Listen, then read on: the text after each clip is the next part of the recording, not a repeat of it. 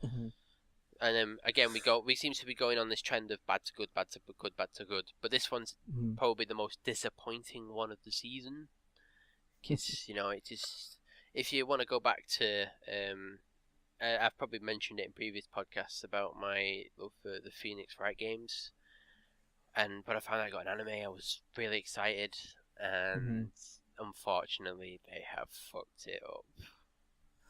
Yeah, I know a lot of people were really excited for this one. I was pretty excited too because I've never played the games, but I've always had this little bit of an interest in them. I'm like, maybe watch anime and see if it's gonna be my kind of thing. But I keep hearing over and over that like the anime is not even close to as good as the games I are. I mentioned it to you right near the start when we started watching it, in which I said the perspective of this is so wrong.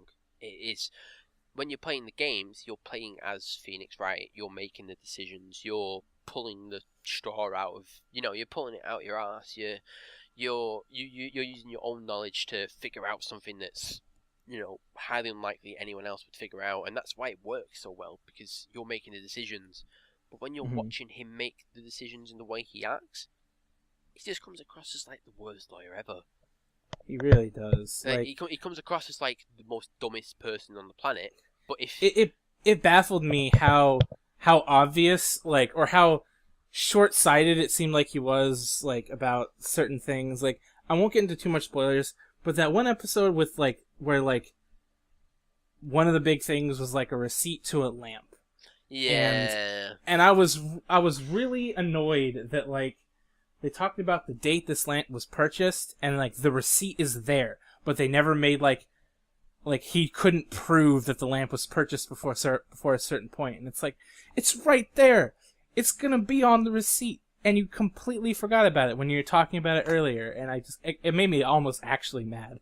but yeah, like it again. Like when you're playing the games, you pick up the receipt, you see what's on the receipt, and you're like, wait a sec, Yeah. I can use this later on.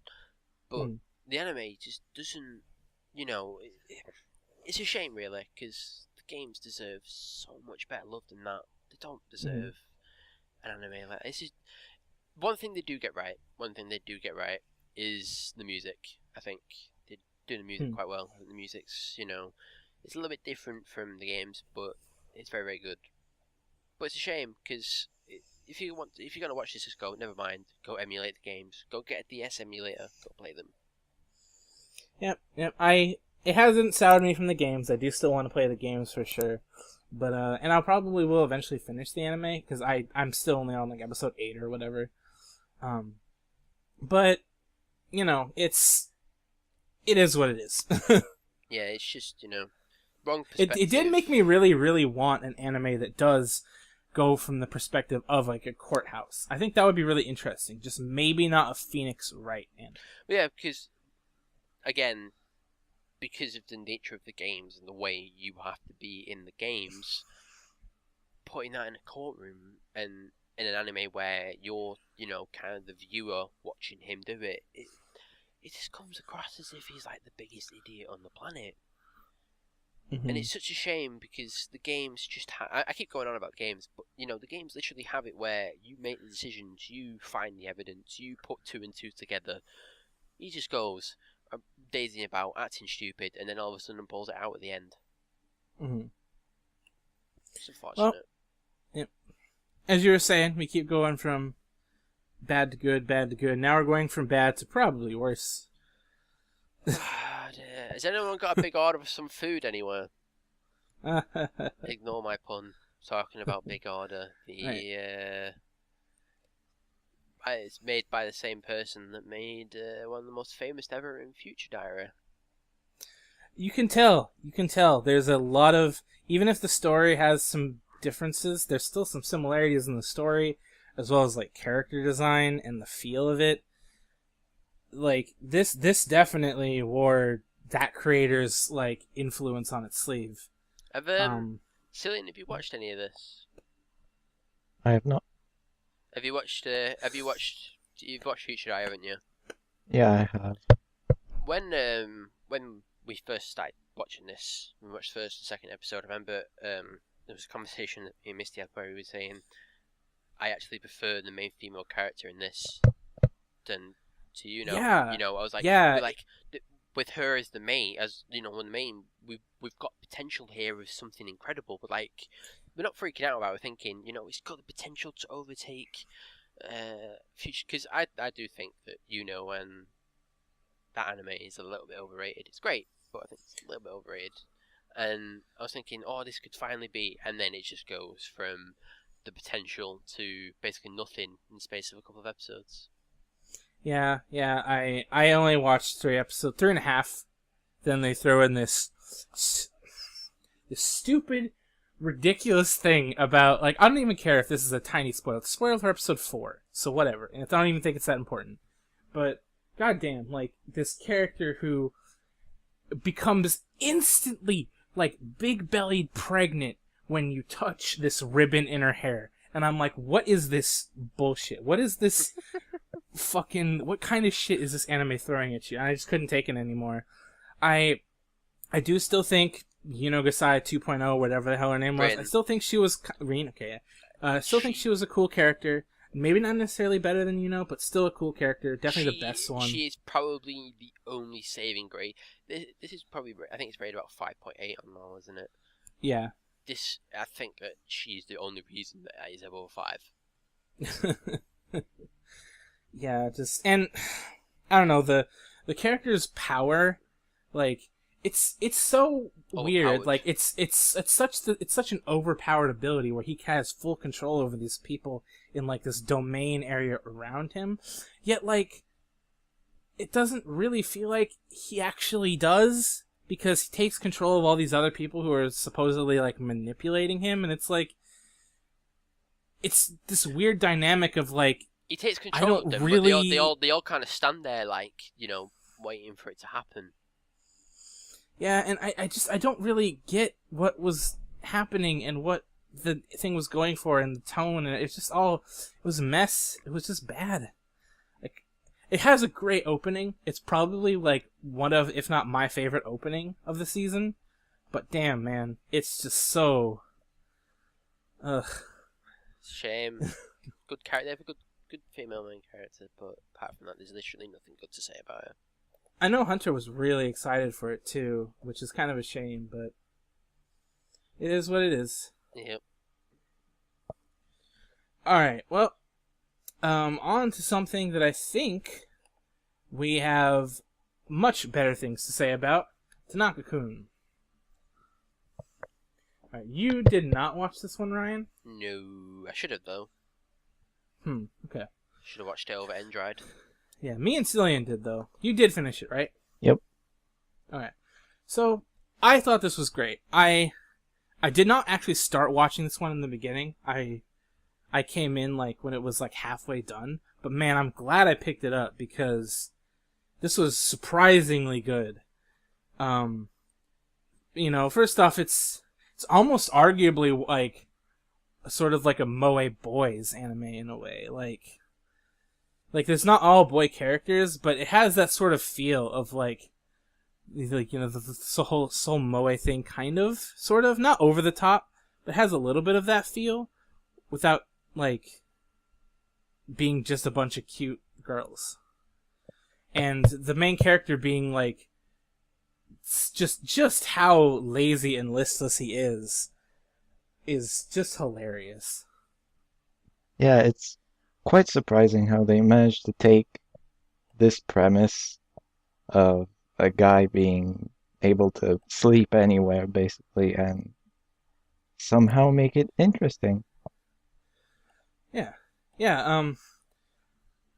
I thought the cast, like, the whole cast was really, really good, too. I don't feel, except for maybe, like, a couple of their friends who are just there every once in a while, I didn't really feel like many characters were wasted, except for possibly the sisters. The two sisters really didn't do a whole lot, except for, like, one episode. Which was kind of sad, because I liked them both after that episode. I wanted to see them a lot more. Yeah. Great cast dynamic, great atmosphere, too. Like, the first couple episodes were kind of slow, like, almost to the point where I was questioning if I was going to watch it. But once you get some of the other characters to come in, despite like the main character Tanaka's laziness, the anime is still very active a lot of the time, but with still this calming undertone every time Tanaka has the stage. Well, I believe that next one is something very near and dear to you from this season. Something Yes, I've still not finished, so please don't spoil the ending for me. I 'Cause won't. I won't. Don't worry. I need to finish it. But But yeah, Flying Witch is I think the most underrated show of the season. My personal I opinion. would probably agree. Like, it has a somewhat similar tone to Tanaka-kun, with a few key differences, but it's even more like calm and just chill than Tanaka-kun is, despite having the main character of that one, and like so genuinely funny too, and such great like character dynamics with them as well. I I had a really, blast watching that anime. I really, really, probably my favorite from the entire anime was Akane. I don't know who your favorite was, but she was Oh, very, Chinatsu, very. man. Yeah, Chinatsu all the way. of course, yeah, yeah. I should have expected that, shouldn't I? Some of her reactions and her comedic timing with certain scenes were just so good, so good. She's definitely my favorite character of the whole season. And sh S- and Good. she's so cute without being moe either. Yeah, yeah. Just I It's just to explain to everyone that is possible. Yeah. it is. She proves it. Oh man, and the only real big downside to this anime for me was that I felt it built up so much potential with its lore of the witching world without really exploring it as much as I would have liked. Granted, it probably would have needed more episodes to do it, but I wish it could have, because that would have made the whole experience that much better. It definitely has this Harry Potter feel to the Mhm. how the magic works. Yeah, yeah. It's not as like flashy and showy as stuff like Harry Potter. Like a lot of the magic in it is very just like it's Is just it, like a little puff of smoke or something that no, happens, and it does something massive. like the camera like cuts away whenever something magical happens. Yeah, yeah. They don't make a big spectacle out of it, which is probably like if magic was a thing, it might not. It doesn't necessarily have to be a big spectacle. It could just happen. And So I like to take. it works in the favor of the show because if they did do something flashy and bombastic, it would ruin the overall feel of the show. It's super chill, almost like almost to a fault for some people. I think that like I've heard a few people say that they just really weren't a fan of how slow it felt, but I that's part of why I loved it was just how it took its kind of tone and atmosphere and ran with it, saying if you don't like it, you don't like it, but this is what we are and this is what we're doing, and I love the shit out of that. So, moving on, we next have the second season of Asterisk, which, if I can just get my plug out right now, I think it was it Anime, was it Wind, did we discuss Anime 2015, the second part, I think. I believe we've talked about this anime. I remember a big discussion between you and Hunter. Yeah, so as a plug to that, me and Hunter had a thing where he was like, he preferred a different one to this, because they had at the same time. Mhm. Probably people think that I really, really enjoy it because of that. It's not that, it's that I preferred it over the one that Hunter liked. Uh, a problem that people will have with this is that it can be very generic, and I 100% agree with people because it can be very, very generic. It can have very, very cardboard cutout situations, but I did find myself, as much as understanding the flaws, I found myself actually quite enjoying it. I enjoyed Ulysses, or Julisse, however you want to pronounce it, who's the main female character. I enjoyed the dynamic of his sister, finding out what was of his sister. Um, I think that if the problem is that if you're not into some generic scenes of, action, romance kind of styled anime, then maybe give it a pass. But as much as I understand its flaws, I did actually find myself quite enjoying it. Mm-hmm. And while I did find myself enjoying the generic of this, I didn't find myself enjoying the next thing we're going to talk about, which I dropped because I found it god awful. When did you drop it at? Episode 4 or 5. All right, so I guess I'll probably be mostly talking about it, even though I don't have a lot to say. So Mayoiga, by the same creator as Another, I think. Not Another anime, but the anime called Another. Yeah. Yeah. And I can definitely see some similarities in that. Although I liked Another, despite what some people think about it. This was. I liked the tone and the atmosphere of the anime a lot. I think it was kind of a cool setting and a cool idea, and had potential in that regard. But its characters, just how many there are, and how they decided to spread the focus of the characters, just ruined it.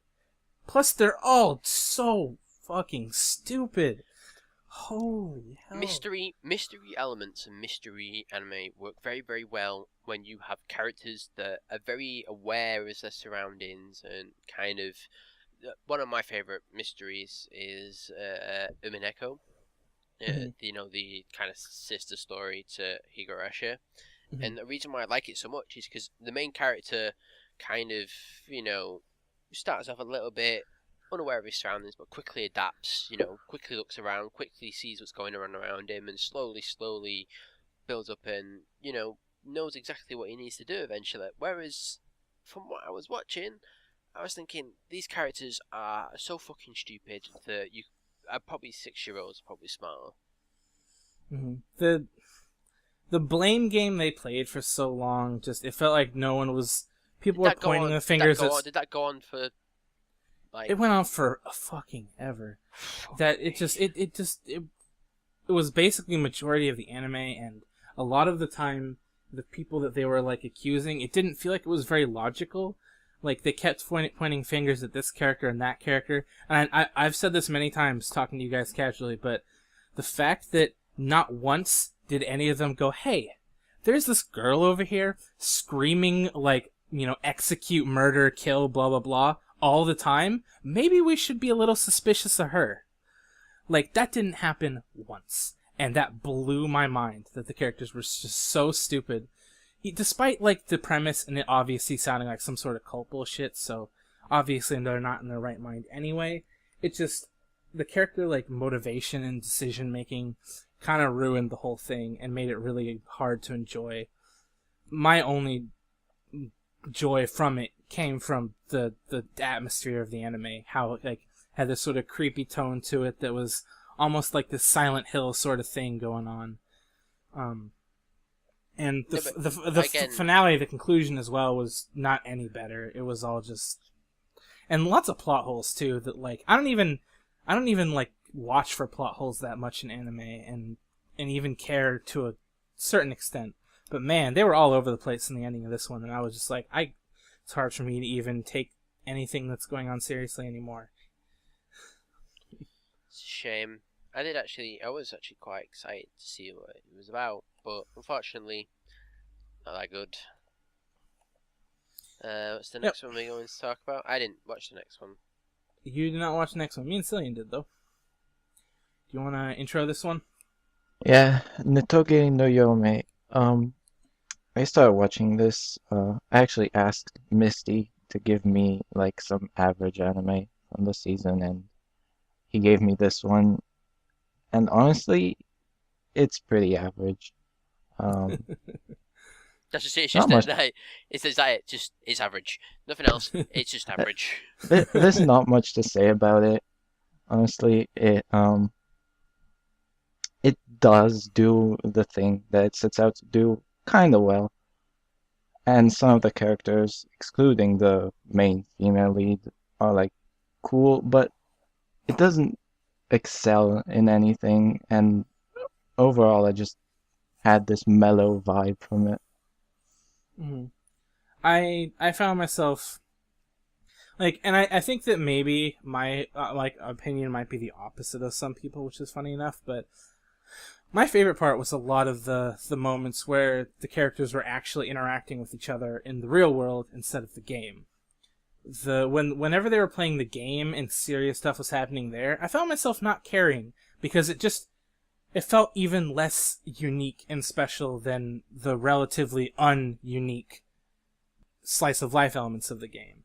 It felt like any other, like, these characters are playing a video game type of scene in anime, and I was like, I just move on from this. Go back to the characters doing their whole slice of lifey comedy bits. That's what I enjoyed from it.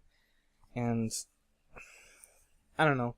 It, as you said, it didn't do anything spectacular. I suppose the character relationship between the main guy and the main girl is kind of unique in a way. You usually don't have the main girl quite so all over the main guy as she is. Yeah, To that extent, at she's least. basically without the killing. Yeah.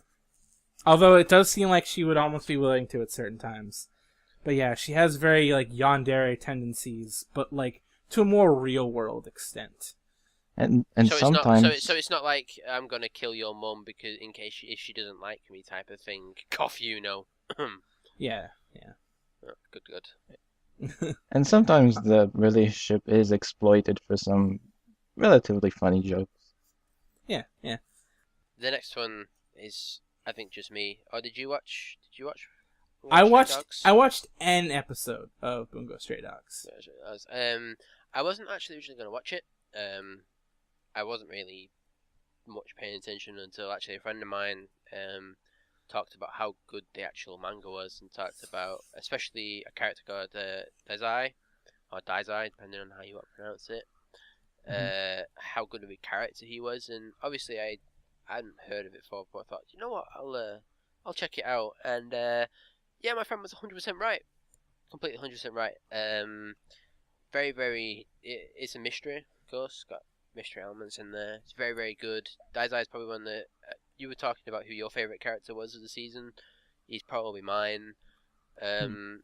Overall, I think it's done very well, but obviously it's setting up for because it's done the same thing that Asterisk did, where it's already guaranteed a sequel that's going to come out, because I believe it comes out in the winter season.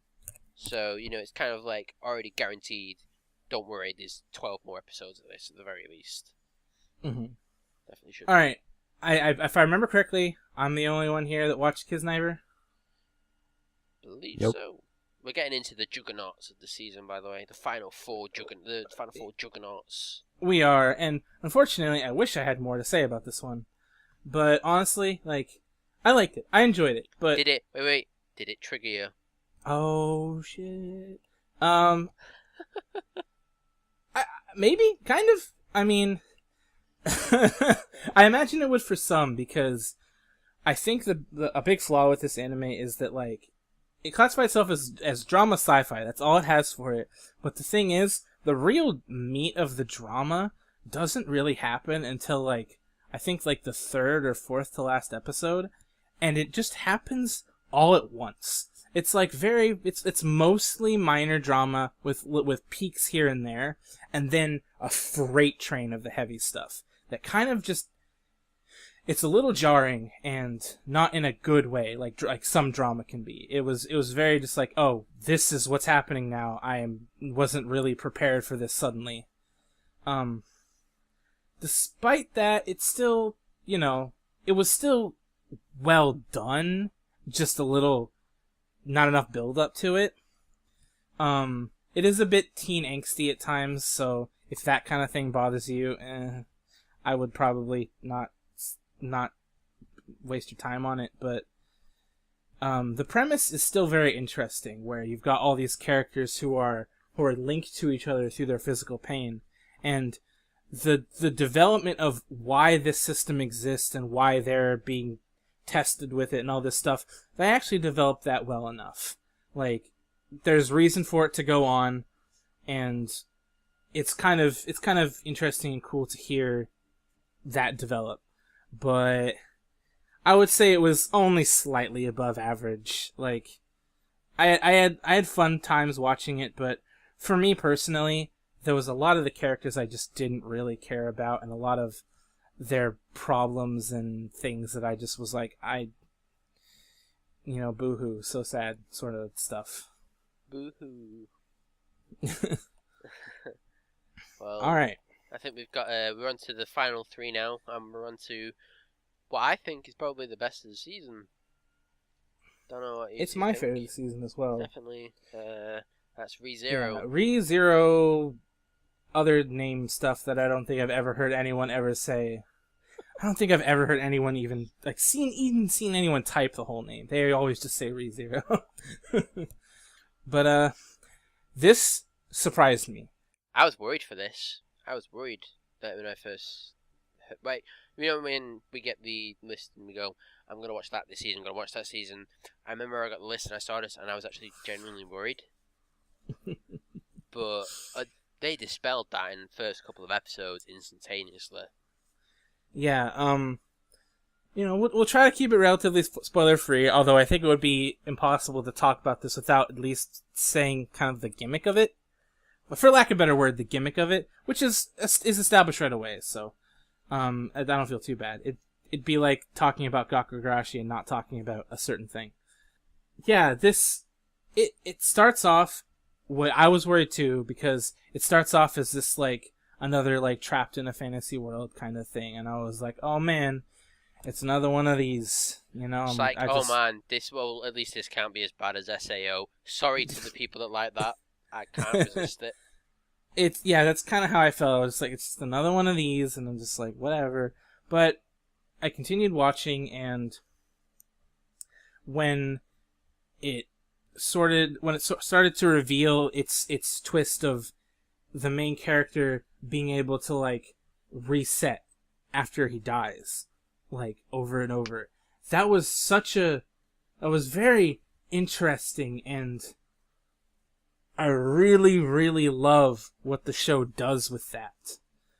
It lets the story kind of really show all these different angles of this small window of time, but always play it out differently and not really tire of it, and develop all these characters that maybe would have normally have to be overlooked because you have to focus on another character at this moment, but no, you go back and you get to focus on this character and these happenings now. It blew me away, like, from the first or second episode, as you said. Yeah, just I was on board very quickly once that started to become clear. The main female character in this is fantastic as well. She's basically waifu of the season. That's what I was thinking. Like, she is literally, that is what she is. She is waifu of the season. I have not seen the anime, and she is still on my phone lock screen.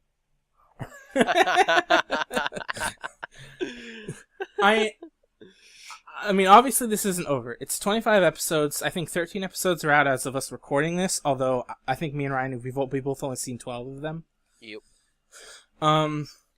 I hope that she gets a bit more development in the next half, because while she doesn't get zero, she doesn't get as much as I would like. I agree with it seems like a lot of the other side characters, who are all still very good, especially I believe Rem is the blue-haired maid. Yeah, Rem is. She becomes a strong character very quickly, and I was super impressed with that arc of the story. Like, oh man, that I got very, like, I got super on the edge of my seat, chills, and just so many good things watching this whole anime. Like, just pick it up, watch it now. Mm-hmm. Yeah, don't stop the video. Don't stop the video, of course. Continue watching, but go watch it. I think one of the biggest praises I can give it, and I've said this to a few people and seen if a couple of other people say it as well.